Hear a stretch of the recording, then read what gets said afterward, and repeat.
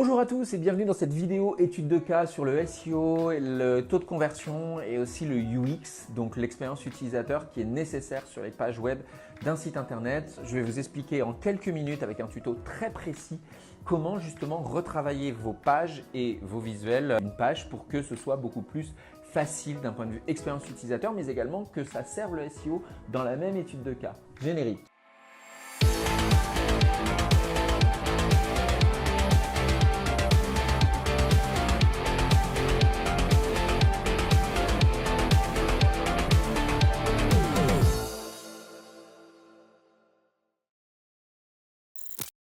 Alors, une étude de cas intéressante aujourd'hui, puisque je suis avec Robin qui est là, mais que vous ne voyez pas dans la vidéo, qui doit travailler justement sur le SEO d'un site web. Et ce qui est intéressant, c'est que c'est un travail, on va dire, de niveau 2, c'est-à-dire que on va au-delà du SEO basique avec une structuration de page, avec des balises, avec des images, tout ça. Parce que la personne qui a intégré ces articles dans le passé, elle avait déjà une base de SEO. Le souci, c'est qu'en fait, elle n'a pas la connaissance complète du SEO et il y a des choses bonnes et il y a des choses qui sont mauvaises dans ce qu'elle a amené, donc c'est pas ultra grave. Et surtout, ça tend un petit peu vers l'expérience utilisateur, c'est-à-dire les mises à jour dernières de HIT, sens de Google, dans le sens où l'autorité de marque et l'expérience utilisateur doivent être bonifiées sur toutes les pages d'un site web. Et là, pour le coup, vous voyez, on va reprendre un petit peu des exemples pour bien éclaircir ces éléments. Par exemple, la semaine dernière, ou il y a 2 semaines, j'ai discuté avec le web designer, plutôt le webmaster d'ailleurs, parce qu'en fait, on se rendait compte que sur les pages d'articles, certes, il y avait du contenu, mais il n'y avait pas d'incitation à découvrir le reste du site. Et pour moi, c'était quand même quelque chose d'indispensable. Donc, je lui avais demandé, dans un premier temps, de formaliser un bloc qui permette aux particuliers, comme vous voyez ici, de laisser une annonce. Donc, un bloc en expérience utilisateur qui directement va chercher la personne qui se pose la question, est-ce que je souhaite avoir accès à la possibilité de déposer une annonce? Et je voulais qu'en bas, quand même, on ne perde pas l'utilisateur, puisque pour le coup, il y a possibilité, vous voyez, de faire un passage à l'action de la personne. Et alors là, c'est bordélique. C'est très très bizarre. Parce qu'en fait, déjà, il y a les autres articles. Alors, c'est une bonne chose dans l'option, enfin, en l'état, puisque, comme on le sait, WordPress permet de paramétrer de quoi, dans la rubrique des articles, proposer d'autres articles. Dans l'idée, c'est pas mal. Sauf que, pour le coup, là, on est sur un site marchand et on voudrait que la personne, elle découvre le reste du site et non pas les autres articles. Donc, plutôt que de mettre une version aléatoire d'un retour vers les articles, je mettrais plutôt une bannière ou des boutons qui réintégrerait donc à l'intérieur même des pages de vente. Et donc là, les pages articles, pour moi, ne font pas de sens. En revanche, ce qui est beaucoup plus problématique, c'est tout ça. C'est-à-dire un contenu non hiérarchisé et, excusez-moi du terme, un peu dégueulasse. Et là, ça fait l'effet inverse que l'envie d'aller découvrir le reste du site, puisque c'est juste du bordel en bas de page. Alors, pour le coup, je comprends qu'il soit donné l'envie de découvrir les partenaires et compagnie, mais il faut que ça tombe de manière beaucoup plus fluide. En fait, on ne peut pas le faire apparaître comme ça. Soit il faudrait refaire une bannière avec intégrer les logos des personnes, mais on va le voir sur les autres articles. Ici, je voyais que par exemple, il y avait ce gros pâté ici. Alors, c'est une pub, très clairement, c'est une pub pour essayer d'aller happer des professionnels, mais je ne trouve pas que ça fasse son effet. C'est-à-dire que c'est un écusson, un truc qui se faisait il y a 25 ans, et en l'occurrence, c'est pas du tout clair que, en gros, on propose à des professionnels de s'inscrire. Donc, selon moi, le bas de page, déjà, doit être bien cleané. Il doit être bien, on va dire, au niveau du design, uniformisé et à l'image du reste du site. Et pour le coup, plutôt que d'engager vers de la pub, vers des professionnels, c'est pas ça qu'il faudrait faire, en fait. En bas de page, si l'article s'adresse à des particuliers, eh bien, il faut que les particuliers passent à l'action. Et alors, ils passent à l'action vers quoi? Le reste des articles, moi, je vois pas d'intérêt. Un particulier qui va ne lire que des articles, c'est pas un particulier qui a une intention d'achat. Et renseignez-vous, rejoignez-nous sur Instagram et sur Facebook. J'aime pas ça en bas de page non plus. Je préfère que ce soit en haut ou en footer, comme il est là. Donc, il n'y a pas besoin qu'il soit là une nouvelle fois. Tout ça doit être nettoyé et doit donner un bas de page beaucoup plus clair, vert. Alors, pour le coup, certes, on a déjà en haut mis un espace, laissez-nous vos annonces. Là, on va pas demander une deuxième fois, d'autant que je vois il est ici aussi. On va plutôt essayer de garantir aux personnes le fait que ce site est un site de valeur dans lequel ils peuvent trouver des professionnels. et peut-être un renvoi vers l'accueil ou une section valorisée du site, surtout s'ils sont arrivés directement sur cette page. Je m'explique. L'intérêt d'avoir un article sur une page de blog, c'est que les gens vont atterrir directement depuis une requête là-dessus. Donc ils ne connaissent pas le site. On va avoir besoin vraiment de travailler l'autorité de marque. Et donc, il faut que la personne elle se pose la question, qu'est-ce que c'est que ce site? Pour le coup, une fois que la personne elle a terminé de lire son article, à la fin, on va espérer qu'elle découvre le reste du site. Donc, peut-être pas que... En fait, le haut du site, effectivement, peut être gardé pour déposer une annonce si la personne, elle considère qu'elle connaît déjà le site et qu'elle se dit, tiens, c'est une bonne idée, je vais déposer une annonce. Mais en bas, on pourrait en profiter pour espérer que la personne se renseigne sur nous, puisque on le sait, d'une manière générale, une personne va rarement prendre contact directement en premier lieu. Il a besoin de plusieurs points de contact. Donc, imaginez un deuxième point de contact, je me renseigne sur qu'est-ce que c'est que ce site, à quoi il sert, soit sur la page d'accueil, soit sur une sous-page qui permettrait de venir en découvrir un petit peu plus sur le site et se dire, tiens, pourquoi pas?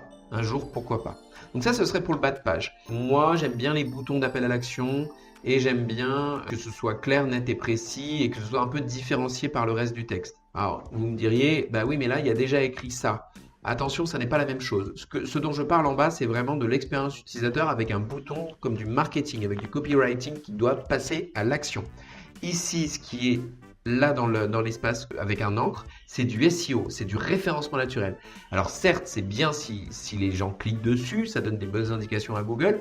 Par contre, ça n'est pas normalement beaucoup cliqué. C'est-à-dire que globalement, ça sert plus le SEO que l'expérience utilisateur.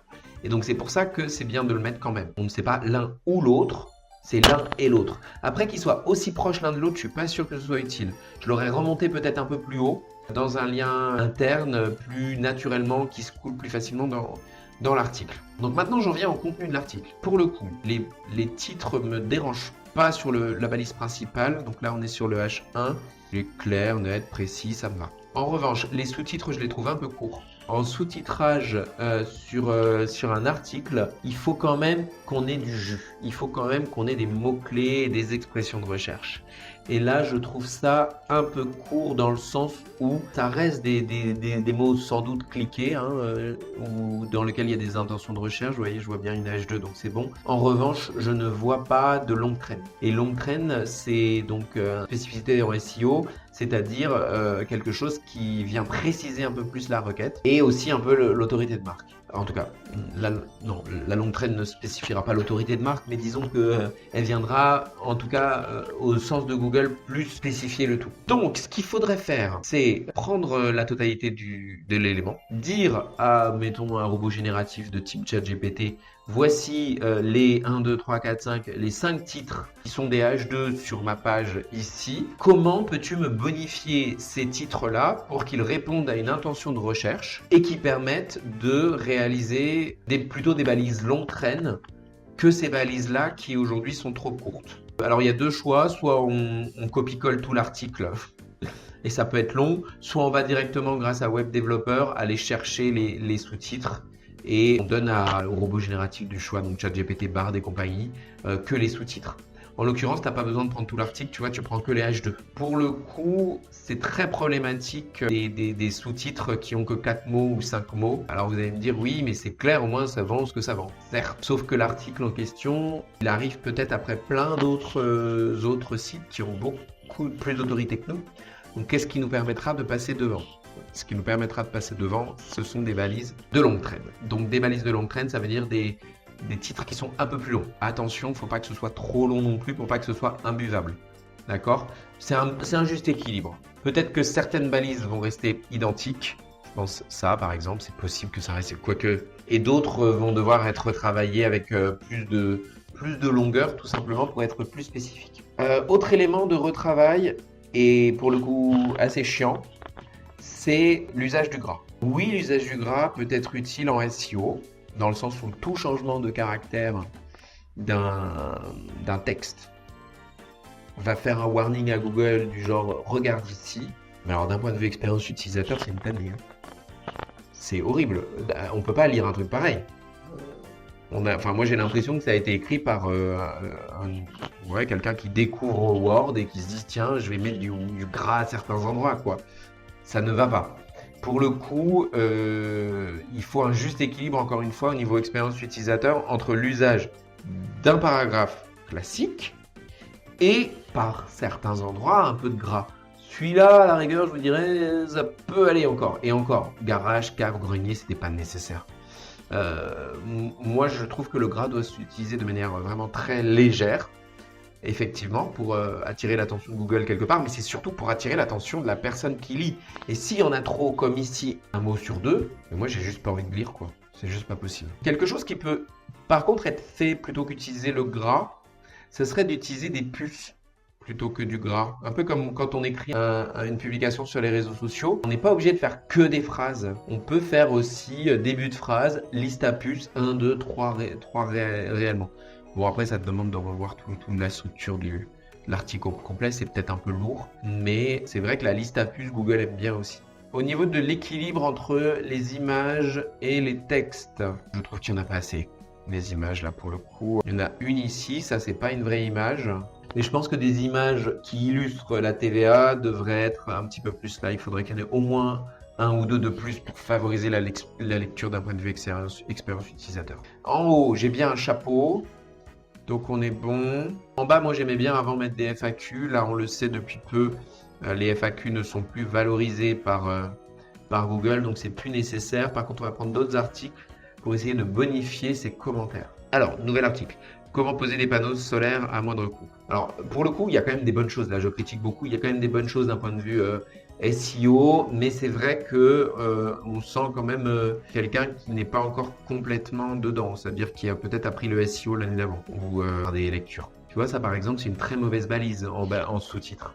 Le type d'éclairage, ça veut rien dire. C'est-à-dire qu'en expérience utilisateur, oui, la personne comprend si elle est sur l'article, comment choisir son type d'éclairage, qu'on va traiter du type d'éclairage en dessous, mais au sens de Google, ça vend rien en fait.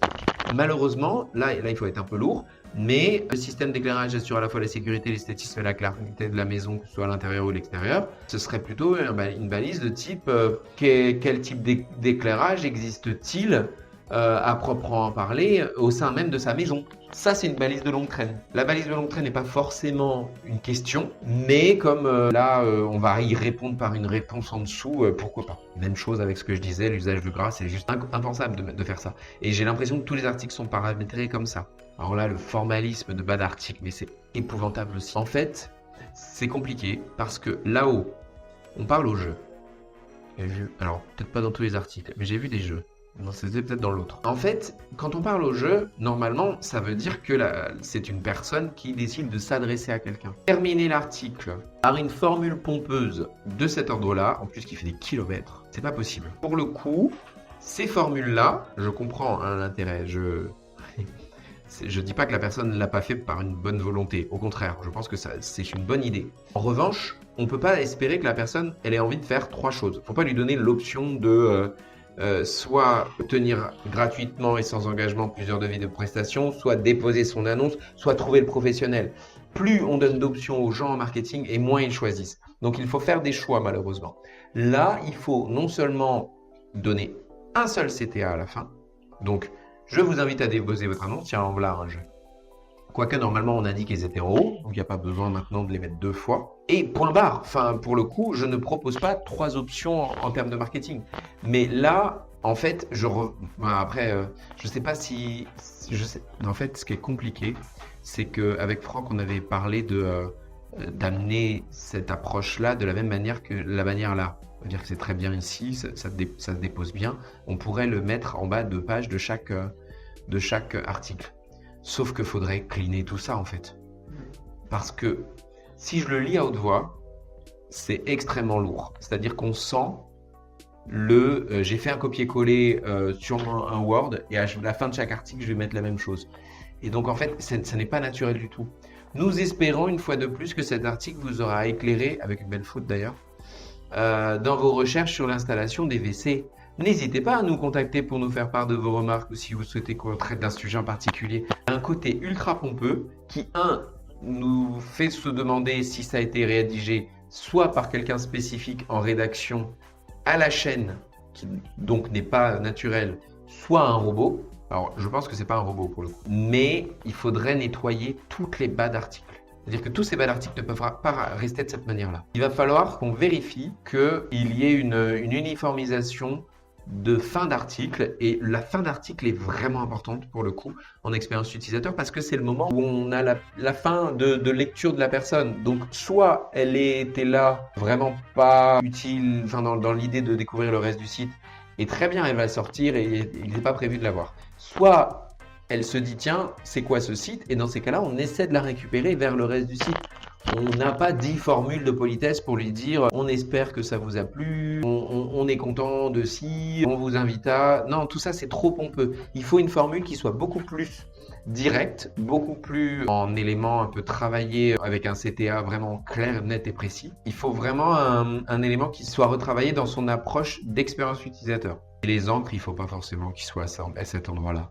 Comme je le dis, les encres doivent être plus naturelles déposées dans le site. Un encre, c'est donc ça là, qui permet aux personnes de découvrir le reste du site. Pour le coup, si je le laisse en bas, ça va faire concurrence avec mon CTA du bas. Donc, toutes les chances que la personne elle passe à l'action de rien du tout. Je vais terminer parce que ça fait déjà 21 minutes. Mais donc, il y a un travail à faire, quoi, de paramétrage par défaut, un peu comme on a mis là, ici, et donc on le fera apparaître en bas de tous les pages. Soit il faudra le faire à la main, et dans ces cas-là, on essaiera de trouver ce qui est le plus utile. Par contre, ce qui est sûr, c'est qu'il va falloir nettoyer tous les articles. Donc, virer ce truc-là. Nettoyer aussi toutes les bases pour qu'il n'y ait plus de gras comme ceci. Travailler sur des balises de longue traîne. Le reste, d'un point de vue expérience utilisateur ou SEO, j'ai quelques questions posées dans les balises. Alors là, tu vois, au niveau des images, je suis correct. Après, là, enfin, je suis correct. Je trouve que c'est pas si mal, on va dire. Par contre, j'aurais peut-être pas mis les images sous le titre. Moi, je préfère que l'image soit au-dessus du titre parce que pour moi, le titre engage la lecture du reste du paragraphe. Donc, ça vient plutôt se mettre au-dessus. Bon, les images ne sont pas nommées, ce qui n'est pas un mal puisque j'imagine que ce sont des images libres de droit. Alors, il faut faire attention aussi, je regarde rapidement, les phrases sont très longues. Cet organisme est nécessaire afin de conseiller, former et informer tous les membres de l'entreprise concernant la prévention, santé et sécurité ainsi que l'amélioration des conditions de travail envisagées. On pourrait faire 2 phrases. Ceci dit, comme je l'ai dit tout à l'heure, on pourrait aussi faire une listage à plus. Alors, pour le coup, moi, j'aurais sauté une ligne là et j'aurais marqué dès le titre, Santé et prévention BTP 35 est un organisme qui est nécessaire afin de, 2 points, je mets 3 petites puces, conseiller tous les membres d'une entreprise, former à la prévention santé et sécurité, informer sur l'amélioration des conditions de travail. En faisant ça, c'est beaucoup plus clair pour Google, qui n'a pas une phrase longue à lire, mais bien une liste à puces qui est claire, nette et précise. Un peu comme ici, d'ailleurs. Là c'est plutôt bien. Google préfère ce genre de contenu qui est beaucoup plus clair à lire. Bon, sans le gras, on l'aura compris. Alors, j'ai pas trop vérifié les liens partout. Les liens externes, il faudrait vérifier d'abord qu'ils marchent encore. Oui. Mais alors, un truc important sur le netlinking, oui, il faut au moins 1 ou 2 liens internes dans chaque article, mais il faut quand même aussi des liens externes. Ça donne une figure d'autorité pour Google qui y voit l'idée que le professionnel se soucie vraiment de qu'est-ce qu'il apporte sur son site web. Donc jamais facile, mais de toute façon, si tu utilises n'importe quel outil de référencement naturel, il te dira que c'est bien de mettre un lien externe, au moins 1 sur chaque page. Donc, si je résume, balisage longue traîne, clean-up de tous ces éléments-là de gras qui sont ridicules, qui empêchent la lecture, retravail l'aspect marketing, surtout de haut et de bas de page. À certains endroits, peut-être retravailler aussi la bonification de la lecture, c'est-à-dire en fait faire des phrases plus courtes, des listes à puces, peut-être mettre un peu plus d'images. Là, par exemple, c'est très bizarre, il y a une énorme image dès le départ qui fait tout l'espace et après, il n'y a plus rien. Les images qui prennent pas tout l'espace, comme ça, pourquoi pas, à condition que ça tombe bien sur tous les navigateurs, ce qui n'est pas souvent le cas. Là, ça tombe à peu près correctement, mais souvent on se rend compte 6 mois après qu'un ami est allé sur le truc et la façon dont ça apparaît, c'est moche. Donc, faut faire attention à ça aussi. Le gros avantage de ce travail-là, c'est qu'on part de quelque chose pour le bonifier. Donc logiquement, il y a moins de temps à faire sur chaque article que si on devait les créer à toute pièce. Mais voilà un petit peu pour ce niveau 2, on va dire, de bonification SEO. Alors c'est slash SEO expérience utilisateur pour permettre tout simplement d'avoir déjà des meilleures notes au sens de Google dans son critère d'analyse de hit, mais aussi une meilleure taux de conversion à proprement parler à la fin, quoi. Que ça donne envie aux gens tout simplement de passer à l'action. Donc voilà pour cette petite vidéo qui se permettait donc de réviser un petit peu l'aspect SEO d'une rubrique blog d'un site web. Voilà, bon, ça fait beaucoup de choses à faire, comme vous le voyez, mais la plupart, voilà, des pages ne sont pas forcément bien écrites à la fois. En tout cas, c'est difficile de les faire matcher expérience utilisateur, SEO et CRO. Et donc là, je vous ai donné un petit peu, grâce à ce tuto vraiment empirique, toutes les solutions à faire pour monter un petit peu le niveau de possibilités et faire en sorte que vous ayez les meilleurs résultats sur Google. Donc, bon travail à tous. Comme d'habitude, je vous invite à nous suivre sur les réseaux, que ce soit sur Facebook, sur Instagram, sur LinkedIn, sur YouTube, celui que vous voulez. Je vous invite également à découvrir le programme Alpha Digital qu'on a lancé il y a à peine quelques jours afin justement de vous aider à sculpter votre marque pour le futur. Comme d'habitude, je vous dis à très vite pour de nouvelles aventures. Salut, bye!